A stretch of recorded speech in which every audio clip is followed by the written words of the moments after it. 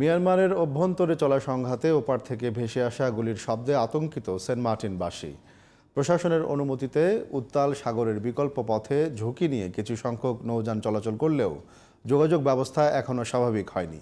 এতে জরুরি চিকিৎসা, নিত্যপণ্যের যোগান ও প্রয়োজনীয় কাজে যাতায়াত করতে না পারায় চরম ভোগান্তিতে রয়েছেন সেন্ট মার্টিনের অধিবাসীরা। কক্সবাজার প্রতিনিধি ওমর ফারুক হিরুর পাঠানো তথ্য ছবিতে বিস্তারিত জানাচ্ছেন সেরাজুম মনিরা। মিয়ানমারের অভ্যন্তরে চলা সংঘাতের প্রভাব পড়েছে সেন্ট মার্টিন সহ টেকনাফের সীমান্তবর্তী বিভিন্ন এলাকায়। বিস্ফোরণের শব্দে আতঙ্কিত সেন্ট মার্টিনবাসী।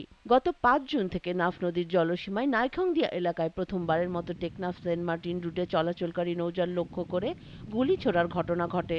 নিরাপত্তার স্বার্থে ২০ দিনেরও বেশি সময় নৌযান চলাচল বন্ধ থাকলেও এখন তা স্বাভাবিক করে দিয়েছে প্রশাসন।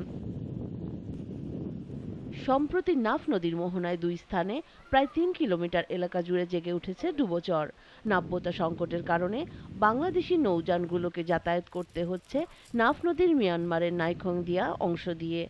ফলে কিছুটা আতঙ্ক বিরাজ করছে সেন্ট মার্টিনের বাসিন্দাদের মধ্যে।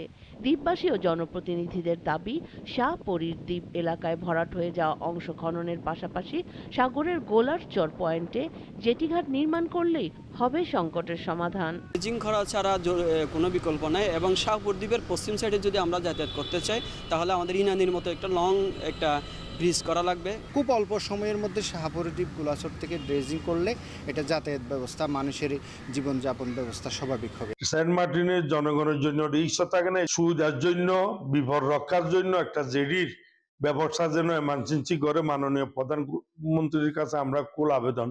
মিয়ানমারের অভ্যন্তরে সংঘাতের জেরে উদ্বুদ্ধ পরিস্থিতিতে প্রশাসন জাহাজে করে সেন্ট মার্টিনে খাদ্যসহ নিত্যপণ্য পাঠানোর পাশাপাশি সাগরের বিকল্প পথে যাতায়াতের ব্যবস্থা নিয়েছে। এছাড়া সীমান্তের নিরাপত্তার জন্য বিজিবি কোস্টগার্ডের টহল জোরদার করা হয়েছে। একটা স্থায়ী সমাধানের চিন্তাভাবনা আমরা করছি। বিকল্প হয়ে আমরা ড্রেজিং বা অন্য কোনো জেটি নির্মাণ করে হলে আমরা প্ল্যান করছি। ইনফ্যাক্ট এখন আমাদের প্ল্যান পর্যায়ে আছে, আমরা উপরে কথা বলছি বিষয়টা নিয়ে।